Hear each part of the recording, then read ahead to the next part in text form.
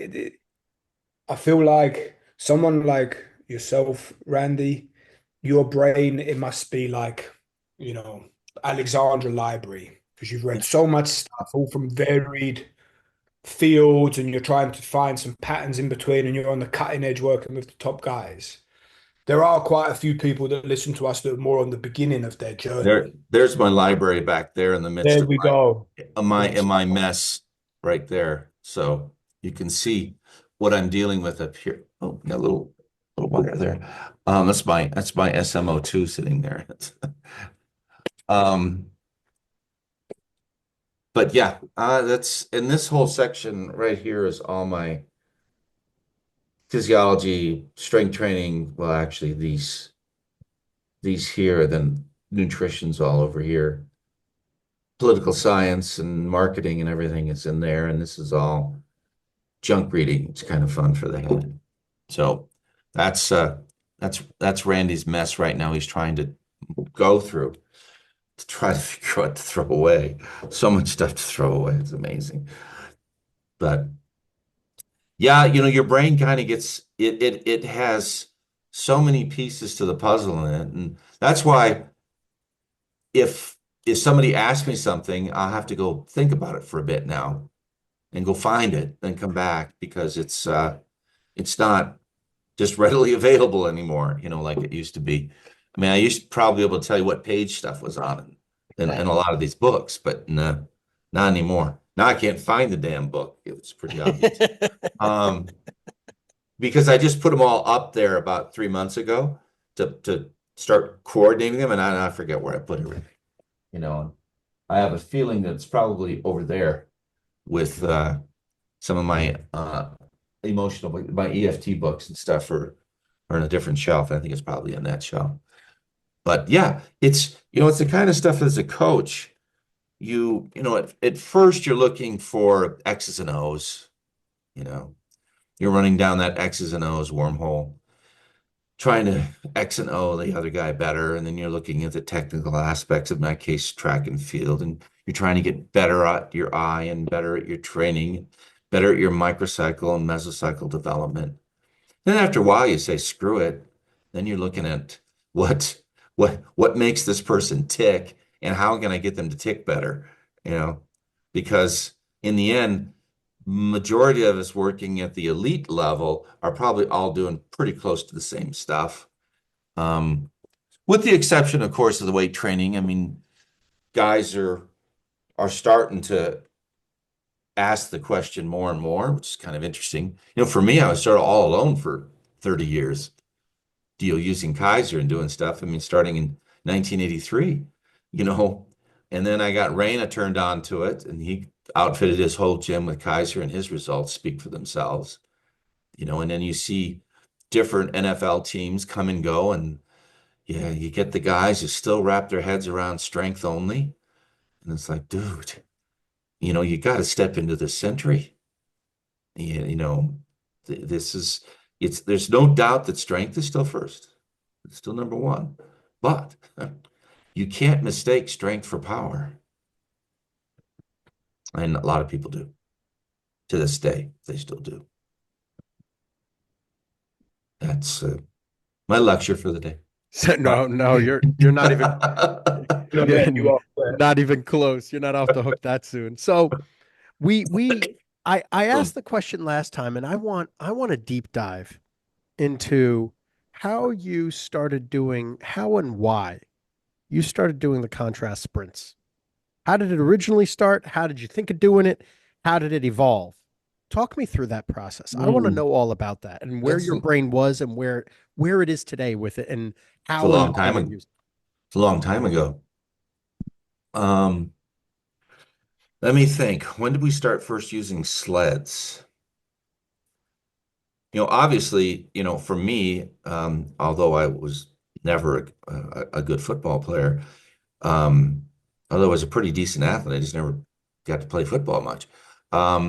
We used sleds in football was the first place, one of the first places that I looked at sled, then off, and you hit each other, and you go back on the sled, and you hit each other. And I kind of carried that. over to my own thinking. And, I first started using sleds. I didn't use them in Oregon, if I recall, 'cause I don't think we had any yet. And then Randy Smythe, who had, um, oh geez, Randy had his company. I just forgot Randy's company's name. Um, Randy would develop sleds. Randy was way ahead of everybody. He was pretty sharp, really sharp guy. He's out of Portland. I think Randy ran at San Jose State or someplace. I can't remember where he ran track, but Randy was he developed a lot of tools. I mean, he was a really innovative guy. Bungee cords, he did them first. You know, Ankle weights, it could be utilized. He did it first. Um, he searched for a lot of different unique products. So for me, I got one of his sleds, and I still have that sled somewhere. He had called Speed City. I gave the sled to the local high school. I think it's still sitting in there. And that sled's close to 50 years old. Still there, still working. Um, so, when I looked at what we're doing, so we're pulling sleds, and then we're going to go run hills, and then we're going to go do this stuff on the track.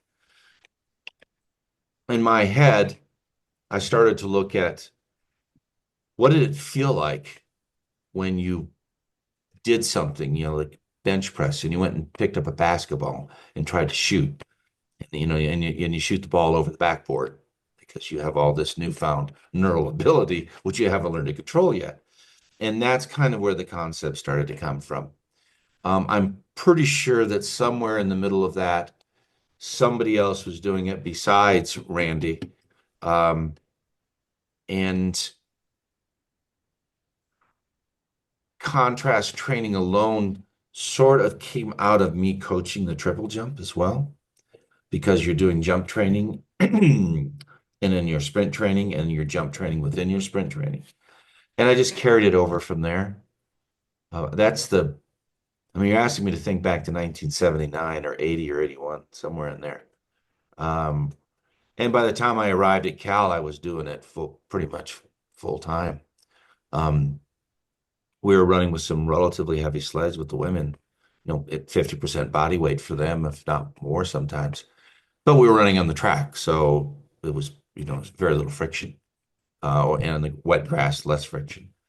But I found that as we moved on, and until I was doing bungees a little bit, and then I had resisted system, that old pulley system. I just reversed it out. It was the overspeed system. I can't even remember what it's called now. And I just reversed it out so that it would, instead of a 2-to-1, it was a 1-to-2. Or instead of a 1-to-2, it was a 2-to-1. So that you were now doing resisted sprints with it. And that became my sled resisted sprint unloaded. And that's kind of where that started.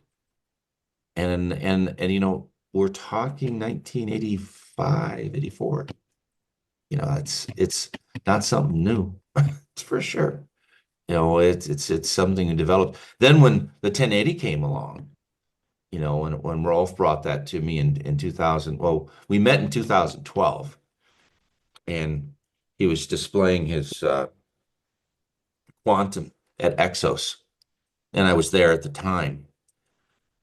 And I'm sure he recalls this, that my comments were not very nice, extremely critical, because it was too slow, and the weights were flinging up, and there was so much loss of tension in the line. I said, you're not giving me resistance to the range of motion here. That's what I want.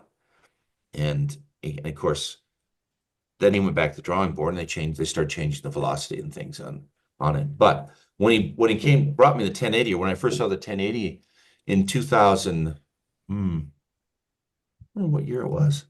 It's been 2012 again. Kentucky had one. And what's his name in Kentucky? He's a really bright guy. Eric Corum. Yeah. Eric Corum had it. Eric is a really bright guy, and ahead of his time and looking for answers.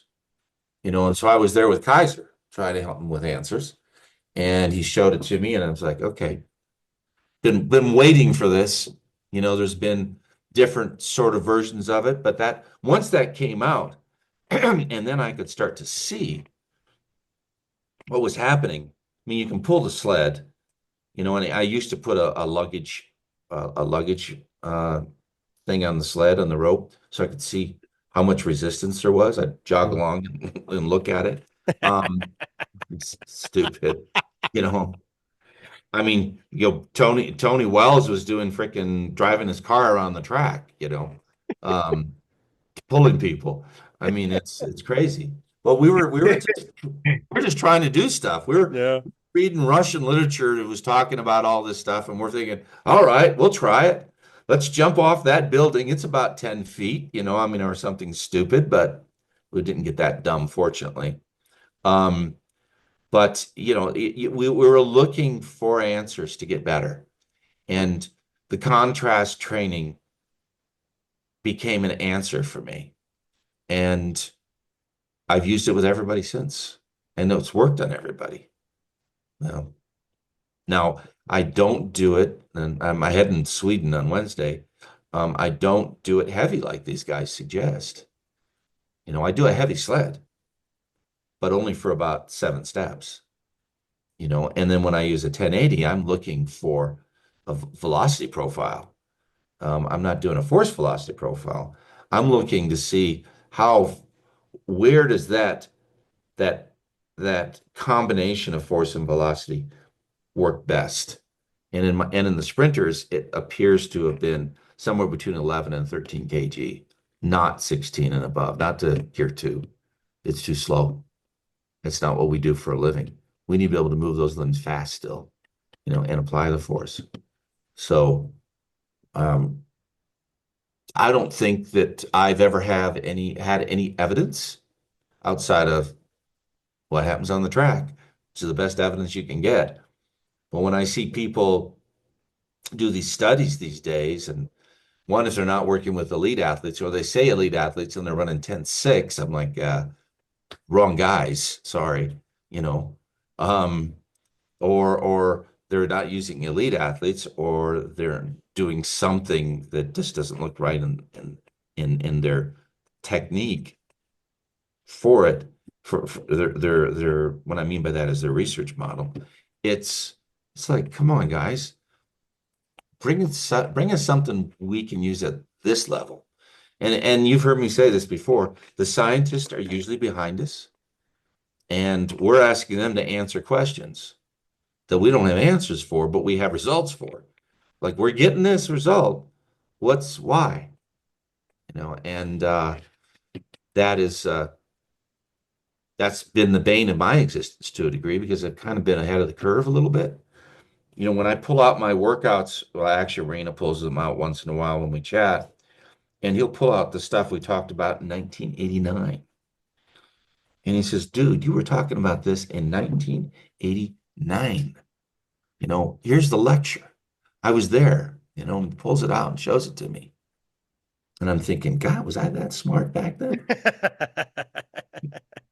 No, I wasn't. I wasn't that smart, but I was looking at everything, trying to figure it out, I don't know if that, I mean, I'm not trying to beat around the question, but it just developed over time, looking at a different, because I do that, as you well know. I don't look here. I don't look in track and field for all answers. I go to other sports, other areas, and take a look at how can we do this. I mean, parachutes, I watched everybody design parachutes and wondered why they didn't design the parachutes like they have behind jet planes.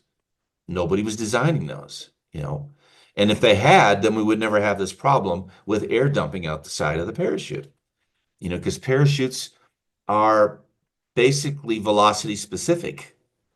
You'd have to design a parachute that handles 11 meters per second, and then the air passes through it so that you have very specific parachute velocities instead of one parachute for everybody.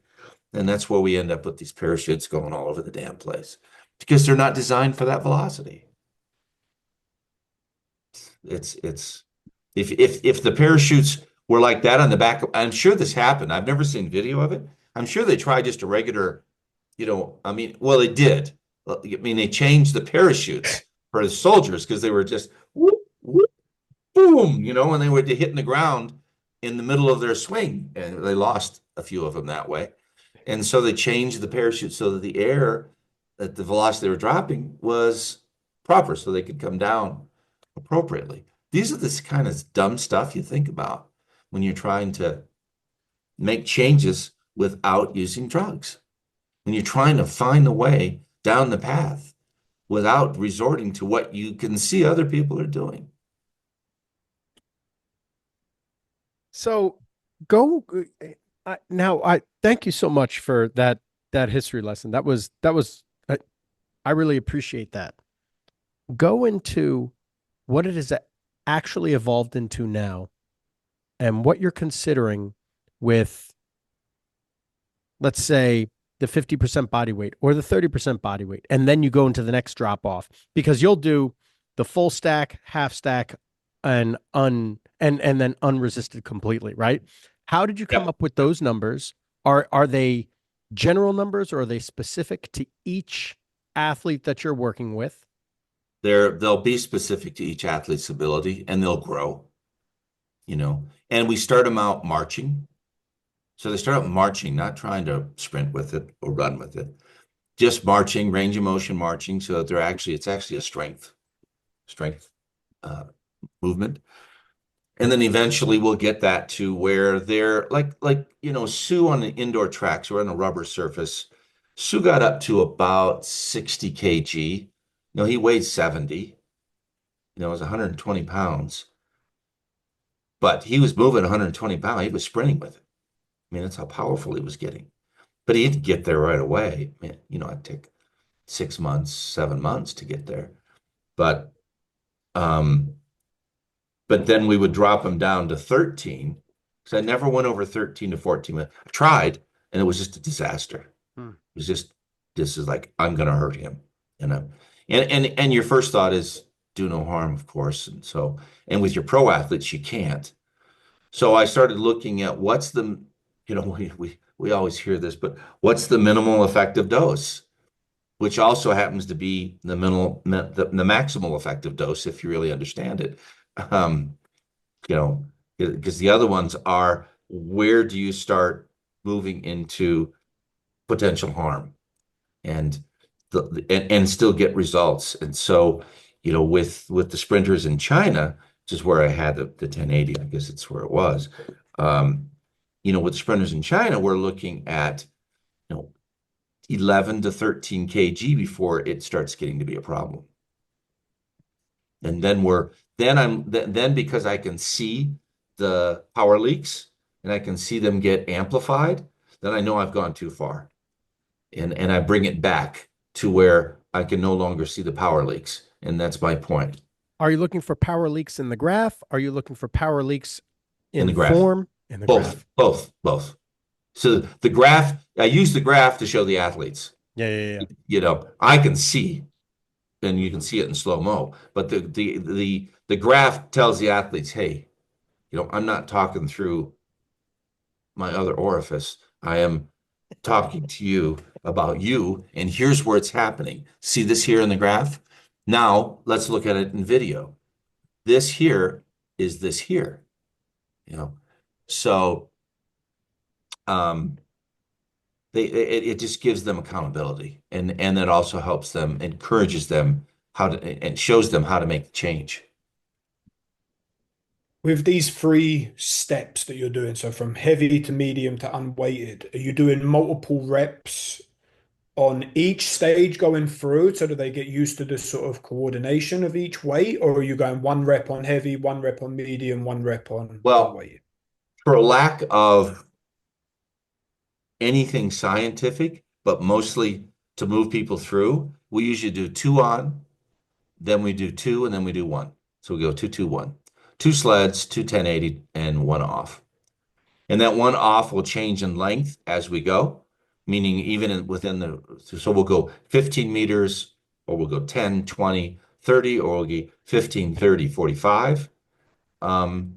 And we'll do the same thing with the 1080. The 1080 will start out at 10 and then to 15 and then 20 and 25. And eventually now they're able to sustain force all the way through 45 meters. And the result of that is when you see a little bitty guy like Su run 6:29 in Tokyo. He would not have been able to do that without the use of the 1080. When you say sustain force, you mean progress each step? Well, And it's set. We set the force at okay. at 13 kg and they got to take it. Now, in the beginning, we'll set that force and we'll only go to, let's say, 15 meters, and then we'll start to back it off because originally you couldn't do that. Originally with 10, you couldn't change it, but now you can change it. So, and that's what we asked for. We said, look, you got to be able to change this, Rolf. I mean, because we want to be able to sustain the frequency with force application further. But if you just give us this force only, we're not going to be able to carry that on. And so we lose the ability to accelerate after this point, or accelerate. Well, yeah. So now that you can change it and alter it at different areas, that becomes, we know what it's like. We know where, I mean, I test a little bit, so I kind of look at where it is 2 kg, what velocity can they run 2 kg at, out there at 30 to 45 meters. And it's interesting because Wu, who was my other sprinter who ran 10-12, 10-11, he could beat Su through 45 meters, which pretty amazing, Yeah. But he was also more fragile. So it was hard for him to sustain the kind of training that was going to get him going and continue it. But he still ran 10-11. I think he could have run 10-0 or under if we had another little time with him. But they took all those sprinters and sent them overseas. So they ended up with different coaches, except for Su. So when I'm doing it with my NFL guys, and I have my NFL guys at 15 kgs strength, and these are linebackers, tight ends, these are big, strong guys. Yeah. And the first session we do, they'll peak, it'll be a 20 meter sprint, and they'll peak velocity at probably 12, 14, yeah. 12, 14 meters. But then every single week, literally week by week, It shifts. 15, 17, 20, and then eventually we have these guys accelerating through 20 meters with 15 kilograms of resistance. Yeah. Now for me, I just flat loaded it. I said, all right, we're building up work capacity because, I don't have the luxury of time. Well, that you can flat load up to about 20 meters. I said 15, but yeah, you can flat load there. If you flat load and let's say you go 15 and you drop it to 10 after 15 meters, it's only 5 meters. It's, that might be a little different, but yeah, flat loading's fine, but you just can't take it very far. Now, those guys are in a fist fight in a phone booth. I mean, it's pretty weird for them to run 20 yards, 20 meters and not get hit by something, So, yeah, they're in a different game, versus a sprinter who's really got to express that power and that strength over that a little bit longer. Well, actually a lot longer. I mean, one of the things we ended up doing with Su, we ran out of time, but trying to get him to extend his speed, slow it down a little bit. So, back it down just a notch and take it out to 65 to 70 meters. And then, it's either that or try to condition him differently, which was not easy to do because, you've only got so much lactic available and, he ran out of it. So, but yeah, I think that when I worked with the NFL guys back in the day, we only had two options. We would do sled and then off. And so we would always contrast. We do 2 or 3 sleds and then 2 off for the NFL guys. And this is guys who ran, I mean, Turley ran what, 492, back in 1980, 1997 or 98. You know, a couple of guys ran 438, 433. You know, that was pretty fast for guys that nobody ever heard of before. So, and this is before you guys were in, middle school probably. Um, but no, it works. It works in acceleration. And we also get pretty strong, pretty powerful, as you know. Sue would hit belt squat well over 4,000 watts, seated calf over 2,800 watts. Squat on the Kaiser squat was in close to 4,000. His regular free was his mass air combo squat was 60 kilo air, the rest mass, and that was 185 kilos. But he could move it pretty fast. I've got a young guy right now, Shiyu Hao, who ran 10:15. He cleans 142 kilos at 80 kilos weight at over 210 meters per second. You'd be hard pressed to get a linebacker to do that. Yeah. Yeah. So what made you go heavy, medium, unresisted? Why? What brought you to do that? I can't tell you, Mike. It made sense to me. One's a stimulus that digs in a little deeper and creates this neural activity, and then you go to the next one, and you could probably make a case for skipping and going right to offload and come back to the 1080, maybe. I haven't played with enough to tell you, but I don't think it would be bad. But it just made sense to me neurally to, push it hard, get a little supercompensation, come back off it, get ample rest, go to the next thing, another type of compensation, supercompensation, even greater velocity, greater neural load, and then your highest neural load would be, 100% effort in your acceleration. What kind of periods are in between these? With 6 minutes or so. Sometimes, and I need to take that back for a second, Alex. We would go from one to the next, and then take 6 minutes rest. Not always. Yes, we go boom, boom, boom. So you'd come off there, walk over, sit down for a moment, feel good, jump on the 1080. Go. Come walk back, little break, jump on the 1080, go unloaded. Then you take a long rest. Yeah. So that break is dictated by them. So it could be 30 seconds to 2 minutes, something like that. Yeah, it wouldn't be that long, but yeah. I let them dictate, let them self-regulate because it's important that they're able to do that. They're track athletes. They're not confined to 45 seconds, or some other confined time frame. You got to deal with that in football and other sports. So yeah. And I don't always do it that way, but in the beginning I do it that way because it's a conditioner as well. That's real interesting. So what I ended up doing was I go 45 to 60 seconds per 10 meters and for rest. So they'll do a 120-pound sprint, rest 60 seconds, do it again, rest 60 seconds, go for the 15 kg at 20 meters, rest 120 seconds, do it again, rest 120 seconds. And then we hit the 30-meter sprint, and then you rest about 3 minutes, and then you just hit it on repeat. Now, you can't do but about 3 or 4 of those. Three would be, yes, three would be an incredible day. Yeah. A 4 is, when they're really, really super fit. And even that is debatable. But 3, we mostly would do 3.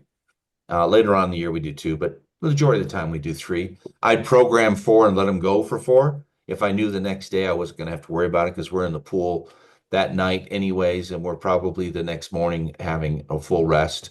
So, I make sure that they're recovered before we go back again. But yeah, it's similar. We're doing a similar thing. Later on in the year, I'd give them more rest. And later on in the year, I take the sled out. Hmm.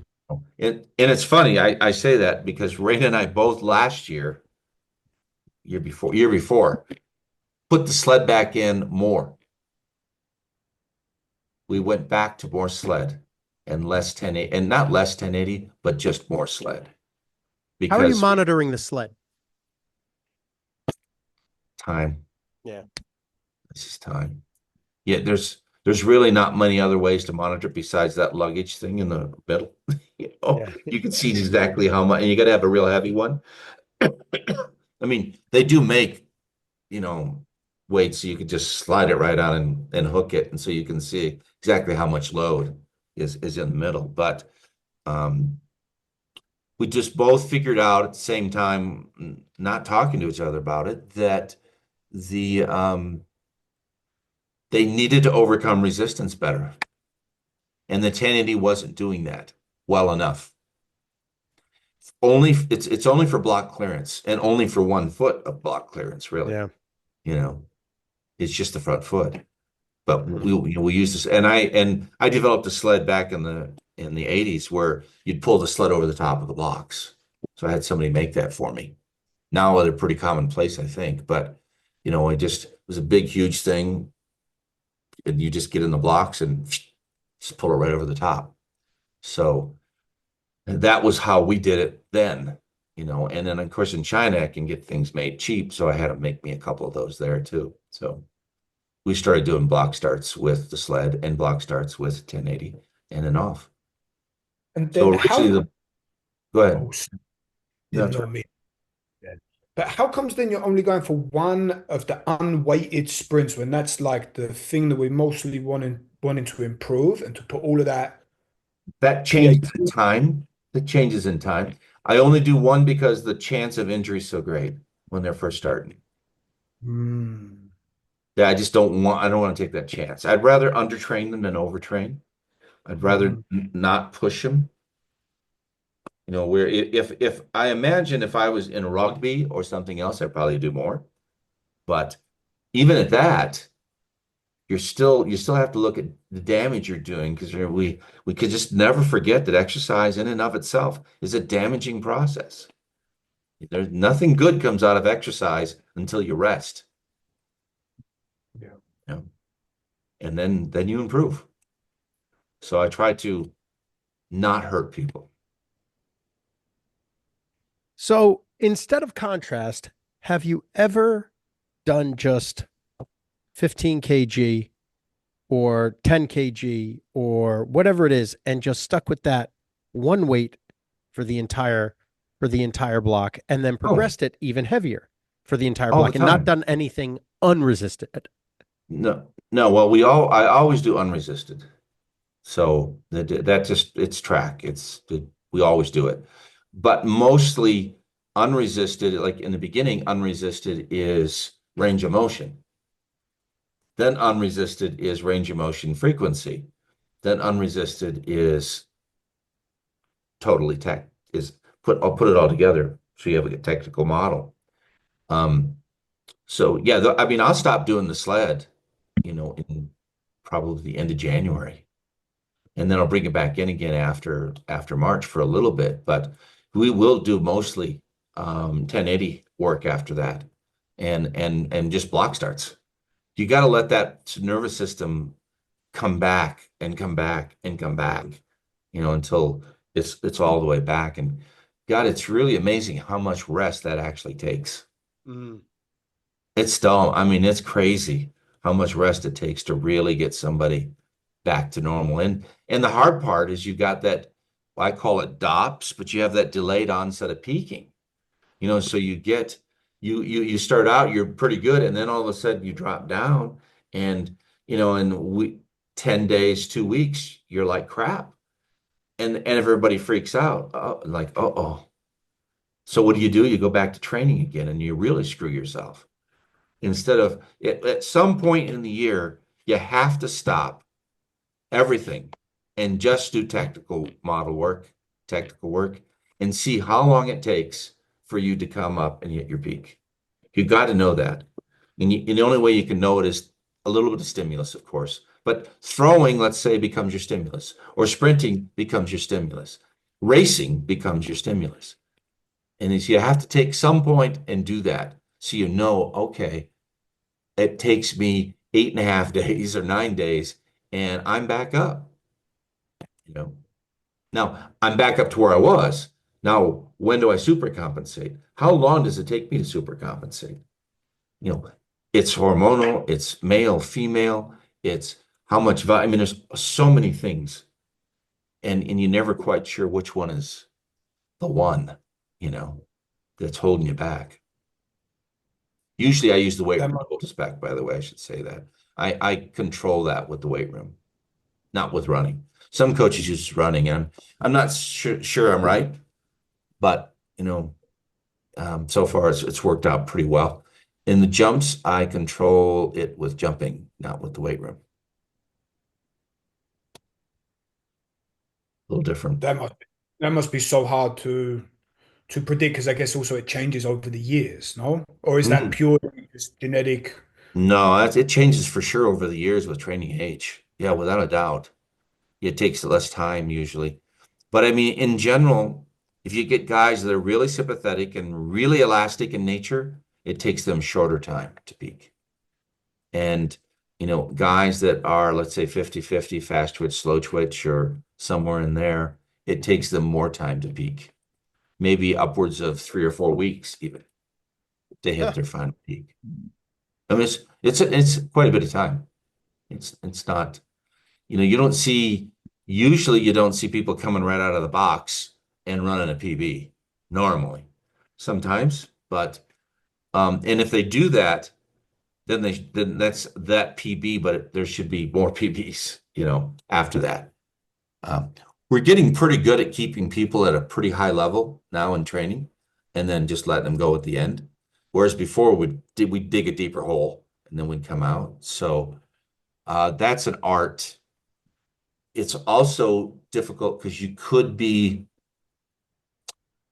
moderating all training, keeping all training too low, you know, and that's a mistake it's easy to make, is to keep them like here instead of getting into here and then letting him go to here.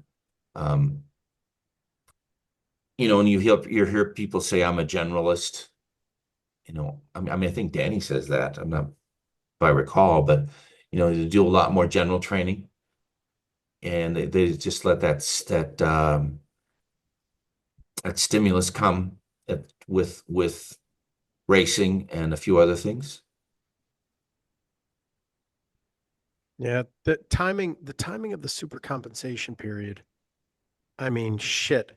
I remember years ago, we had our combine crew. I mean, this was probably 15 years ago, and we gave them a deload leading up to the combine because we were beating the shit out of them, Hmm. and we had guys, man, they just didn't perform well, like across the board. Guys underperformed, and then when they came back, they were crushing it. We're like, man, what the hell happened, right? And it's the Too stresses, of the short. combine. Like it's tough. And then after that, we took the approach of we're literally we're gonna crush these guys, not crush them, but hit them hard, leading all the way up to the combine, and not Yeah, give them that time to try to, because the peaking period for us, it was too individualized and there wasn't enough time. We only had 6 to 8 weeks to train these guys to begin with, and you're giving them a right. week off. Like, what the hell are we doing? Yeah, you send them right into the bottom of the curve. Yeah. No, I mean you did. It's you're not at fault for it. Everybody does it, Hmm. you know. And the guys that don't, I mean, you know, you could probably pick out every year the guys they're doing it, you know, that haven't figured that out. Um, you know, you for sure in the combine, if you're 2 weeks out from the combine, you start backing off, Hmm. and you just use the exercises they're going to do for stimulus. So they basically have a 2 week competition period, Yep. you know, and their bodies come back. And if you're using OmegaWave, you're going to see their CNS and diff VCG all come back. And you'll know, oh, okay, because that's the one that counts. If your diff ECG or your CNS one, if it shows up, if it comes back up, you're good. you're going to be okay. But if it doesn't, then you're in trouble.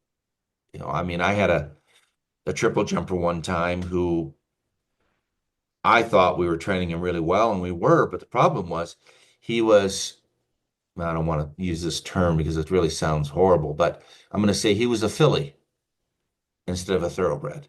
Really, I mean, he was stallion. And that's really inappropriate because women are much stronger than men in general. But his nervous system was so fragile that if you just took and trained him a little bit, he did a nosedive. And I don't mean kind of a nosedive. He had the lowest readings I've ever seen in a diff ECG, on the CNS, the lowest ever. I thought there's something really wrong with this guy.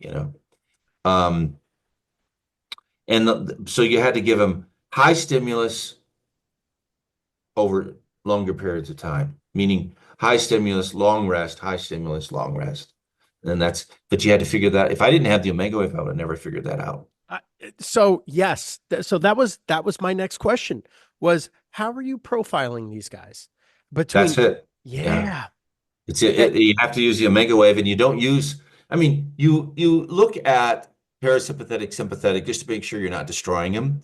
But that's not for power athletes, that's not the main one. You really want to look at what their CNS is doing, how they're recovering, what it shows.